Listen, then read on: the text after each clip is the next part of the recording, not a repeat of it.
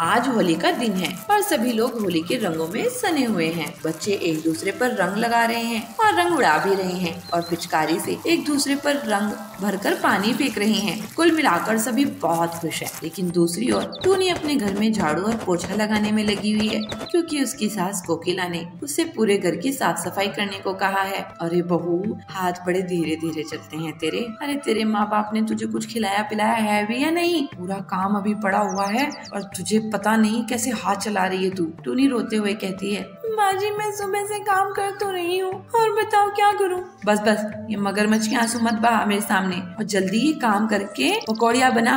उसके बाद मीठे में खीर और खाना भी बना लेना। चल चल जल्दी हाथ चला, अभी बहुत काम पड़ा है, मैं अभी आती हूँ। ऐसा कहकर कोकिला वहाँ से चली जाती है। लेकिन तभी उसका ससुर हाथ में भांग लिए हुए वहाँ आता है और कहता है, अरे बहू ये ले भांग और जल्दी से इसका शरबत बना दे। मेरे सभी दोस्त बाहर इंतजार कर रहे हैं। बिना भांग के तो होली का क्या मजा आता है। ठीक है पापा जी, अभी बनाती हूँ। जैसे ही टूनी सिलबट्टे पर भांग पीसने लगती है, वैसे ही उसका देवर मिंकू रंग में सना हुआ उसके पास आता है और कहता है, अरे भाभी आपने अभी तक पकौड़ियाँ नहीं बनाई क्या? मिंकू देवर जी अभी बनाती हूँ, समय ही नहीं मिल पाया था, अभी बनाती हूँ। मिंकू उदास होकर वहाँ से चला जाता है और तभी उसकी सास आती है और कहती है, अरे बहू मिंकू को क्या हुआ? वो क्यों ऐसे चला गया मुंह फुलाकर? माँ जी वो पकौड़ियाँ लेने आए थे, लेकिन अभी तक पकौड़ियाँ बनी ही नहीं है, इसलिए वो वापस चले गए। अरे बहू तू भी हाथ जल्दी जल्दी चलाना, कैसे काम कर रही है? इतनी देर में पूरे घर का काम हो जाता है। टूनी को अब अपने मायके की होली याद आने लगती है और वो रोने लगती है। मैं हमेशा कितना खेला करती थी, लेकिन यहाँ क्या है? यहाँ से तो सुबह से मैं कामों में लगी हुई हूँ, किसी ने मुझे हैप्पी होली भी विश नहीं किया। तभी उसका पति सोनू उसका उदास चेहरा देख लेता है और वो अपने माँ और बाप और भाई से जाकर कहता है, ये टूनी की पहली होली है और फिर भी वो बेचारी घर के कामों में लगी हुई है। माँ हमें उसके लिए कुछ करना चाहिए ना। हाँ बेटा तू सही कह रहा है, हम तो भूल ही गए कि ये बहू की पहली होली है और मैंने तो उस पे कुछ ज्यादा ही गुस्सा उतार दिया। चल बहू को हैप्पी होली विश करते हैं। फिर सभी हाथों में गुलाल और रंग लेकर टूनी के पास जाते हैं और सब उसको एक एक बारी में रंग लगाते हैं और उससे कहते हैं, हैप्पी होली बहू। मेरी तरफ से भी हैप्पी होली भाभी जी। टूनी को बहुत खुशी होती है कि उसके परिवार वालों ने कम से कम उसे हैप्पी होली तो विश की और फिर सब साथ मिलकर घर का काम खत्म करने में उसकी मदद करते हैं और फिर एक साथ सभी मिलकर होली भी खेलते हैं। ससुराल में बहू की ये पहली होली बहुत ही यादगार बन जाती है और टूनी को जितना दुख सुबह तक था वो सारा दुख बहुत खुशी में बदल जाता है। बालापुर में टिल्लू चिड़ा एक गरीब नाई था। वो लोगों का हेयर कट करता था और पैसे कमाकर घर चलाता था। टिल्लू अपने बेटे और बहू के साथ रहता था। उसका बेटा बंटी इस काम को बिल्कुल भी पसंद नहीं करता था। उसे शहर जाकर कोई कारोबार करना था। एक दिन टिल्लू का एक्सीडेंट हो जाता है। वो बंटी को बुलाकर कहता है, बेटा बंटी, हम खानदानी हेयर कट कर रहे हैं। मेरे पिताजी और मैं अपने घर के लिए रोटी इसी काम को करते हुए कमाए हैं।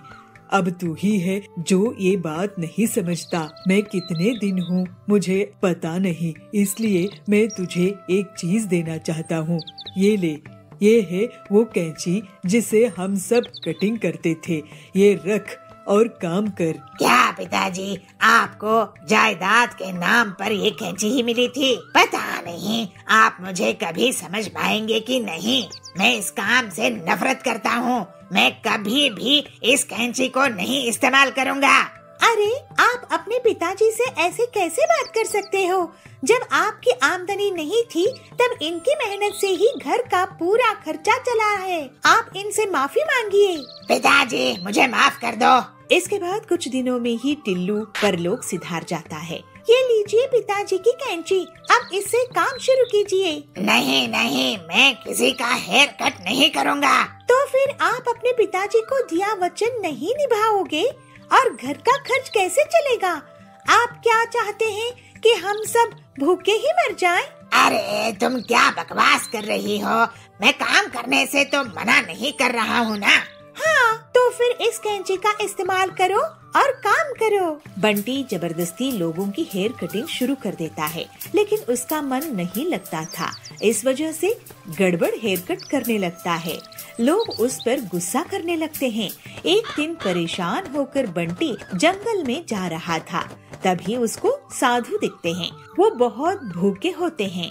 बंटी उन्हें कुछ सेब खिला देता है। साधु जी, मेरा काम में मन नहीं लगता, क्या करूं? मेरे आशीर्वाद से तुम्हारा काम अपने आप हो जाएगा। इसके बाद बंटी अपनी हेयर कटिंग की दुकान में जाता है और लोगों की कटिंग करने के लिए जैसे ही अपने पिताजी की कैंची उठाता है, वो कैंची साधु के आशीर्वाद से अपने आप हेयर कटिंग करने लगती है और जल्दी ही वो बहुत फेमस हो जाता है। वाह जी, आप तो बहुत ही कमाल के काम करने लगे हो, मैंने तो सोचा भी नहीं था। तुम जानती हो पीलू, ये साधु महाराज के आशीर्वाद से हुई है। अब हम ना एक बड़ा घर खरीदेंगे। वाह जी। और बंटी एक बड़ी सी घर ले लेता है। इसके बाद बड़े बड़े हीरो उसके यहाँ हेयर कटिंग करवाने के लिए आने लगते हैं। पीलू, तुमने मुझे आलसी होने से बचा ली। अगर तुम नहीं होती तो मैं अपने पुरखों का हेयर कटिंग का काम नहीं करता। तुम्हारे कारण ही मैं इतनी तरक्की कर पाया हूँ। बड़ों का कहना मानना चाहिए जी, आपने भी वही किया। इस तरह से पीलू और बंटी खुशी खुशी रहने लगे। बीकानेर के छोटे से जंगल में बंटी डायमंड डीलर कड़क सेठ के यहाँ काम करता था। बंटी बहुत अच्छा सीधा साधा था और हनुमान जी की भक्ति करता रहता था। उसको हनुमान जी को लड्डू का भोग लगाना और सरसों के दिए से आरती करना बहुत अच्छा लगता था और इसी वजह से उसको कड़क सेठ बहुत पसंद करता था। लेकिन कड़क सेठ का लड़का टिल्लू बंटी से बहुत नफरत करता था। टिल्लू बहुत ही लालची और चोर किस्म का था। वो बंटी को बहुत बार नीचा दिखाने की कोशिश करता था, लेकिन बंटी कभी भी बुरा नहीं मानता था। वो शिव जी का भक्त था। बंटी, इस बार मुझे 4 गुनी सेल्स चाहिए। तुम्हें बहुत मेहनत करनी पड़ेगी। मैं कोई बहाना नहीं सुनूंगा। कोई भी ग्राहक खाली हाथ नहीं जाना चाहिए, अमीर हो या गरीब। तो बंटी कहता है, लेकिन टिल्लू जी, हम डायमंड्स बेचते हैं, यहाँ पर वैसे भी गरीब लोग नहीं आ सकते हैं। फालतू की बहाने नहीं बनाओ। पता नहीं पिताजी तुम्हें क्या देख कर रखे हैं। मैं होता तो तुम्हें अभी तक भगा दिया होता। टिल्लू बहुत ही बिगड़ा हुआ लड़का था। उसकी बातें सुनकर बंटी चुप हो जाता है। शाम में बंटी हनुमान जी के मंदिर जाता है और उनसे प्रार्थना करता है। हे हनुमान जी, कड़क सेठ कितने नेक दिल के हैं और उनका लड़का टिल्लू बहुत ही बिगड़ा हुआ है। आप उसे भी सद्बुद्धि दीजिए। आपकी जय हो। एक दिन कड़क सेठ जंगल के बाहर गए थे। टिल्लू दुकान में आता है। आज पिताजी नहीं हैं, आज मैं दुकान से पैसे और डायमंड चुरा कर ले जाऊंगा। ये बंटी जरूरत से ज्यादा ईमानदार है। इसके रहते मैं यहाँ पर चोरी नहीं कर सकता। बाद में बंटी आ जाता है। जब दुकान बंद करने का समय होता है तो बंटी अकाउंट्स और स्टिक चेक करता है। वो देखता है कि पैसे और डायमंड गायब है। अगले दिन सेठ जी को बताता है तो कड़क सेठ कहते हैं, ये क्या बंटी, इतने साल तुम मेरे यहाँ काम कर रहे थे, मैं तुम पर कितना भरोसा करता हूँ। ये मेरे लिए बड़ा नुकसान हो गया है। इसकी जिम्मेदारी तुम्हारी है। अब इसकी भरपाई कैसे करोगे तुम? तो बंटी कहता है, लेकिन सेठ जी, मेरा भरोसा कीजिए, मैंने चोरी नहीं की है। मुझे मेरे नुकसान की भरपाई कर दो बस। मैं तुम्हारी अच्छाई के कारण तुम पर पुलिस कंप्लेंट नहीं कर रहा हूँ। बंटी दुखी मन से दुकान से चला जाता है। वो हनुमान जी के मंदिर में बैठकर रोने लगता है। हे हनुमान जी, मैंने कभी भी किसी का नुकसान नहीं किया है। अब मैं क्या करूं? इतनी बड़ी रकम मैं कहां से जुटाऊं? मुझे तो अब कोई काम भी नहीं देगा। हर कोई मुझे चोर ही समझेगा। असल में टिल्लू चोर है, लेकिन मैं कैसे कड़क सेठ को बताऊं? उसका रोना सुनकर हनुमान जी वहाँ प्रकट हो जाते हैं। दुखी मत हो बंटी बेटा, तुम तो बहुत नेक दिल के हो।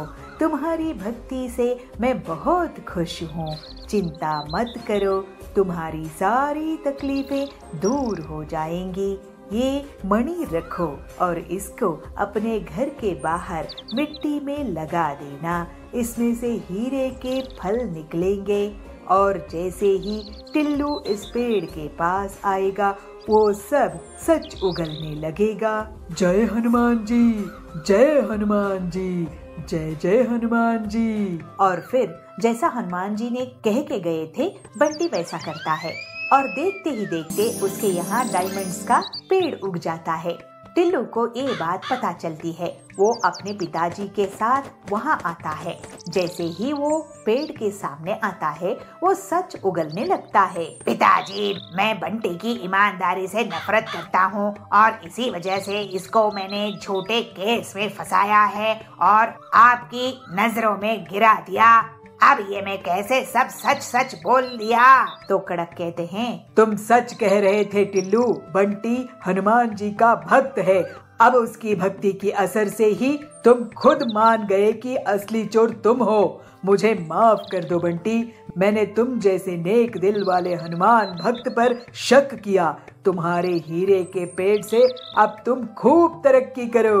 सेठ जी, ये सब तो हनुमान जी की कृपा से हुआ है, वरना मेरी इतनी हैसियत कहाँ। मैं अब हनुमान जी के नाम से गरीबों को खाना खिलाऊंगा और उनकी अब और जोरों शोरों से भक्ति करूंगा।